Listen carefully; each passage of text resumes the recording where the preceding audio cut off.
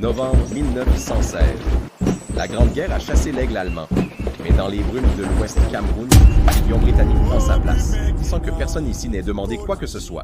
Chamba II, fils du chef Chamba Ier que les Allemands ont exécuté. D'un trône brisé, d'une chefferie sous surveillance et d'un peuple qui attend de lui qu'il soit à la hauteur de ses ancêtres. Les Britanniques ne perdent pas de temps.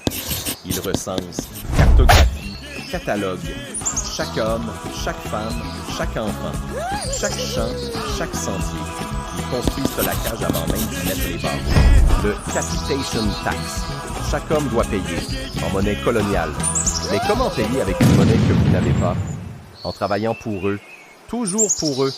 Voilà comment on transforme un homme libre en travailleur forcé, sans jamais prononcer le mot esclave.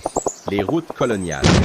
Construites avec les mains africaines, le dos africain, le sang africain. Pas pour relier les villages entre eux, mais pour que les marchandises sortent plus vite vers les ports. Chaque kilomètre de route est un kilomètre d'humiliation. Chamba II refuse de livrer plus d'hommes pour le chantier. Le commandant ne comprend pas ce refus. Dans sa vision du monde, les chefs africains sont des intermédiaires utiles, pas des dirigeants légitimes. Cette erreur de lecture va coûter cher. Cette nuit-là, les soldats coloniaux investissent le village. Ils arrêtent les notables, les conseillers du chef, les hommes influents. C'est la technique rodée de tout empire. Décapiter la structure sociale pour laisser le peuple sans repère.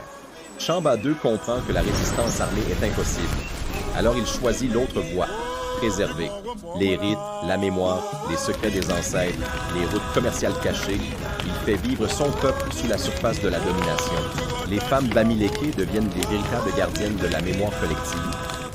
Pendant que les hommes travaillent sous surveillance, elles transmettent les noms des ancêtres, les techniques agricoles secrètes, les tisanes médicinales, les chants de résistance codés.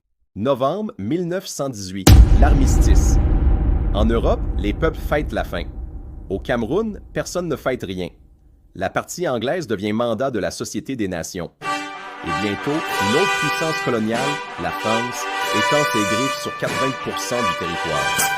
De 1916 à 1918, 2 ans de colonisation britannique.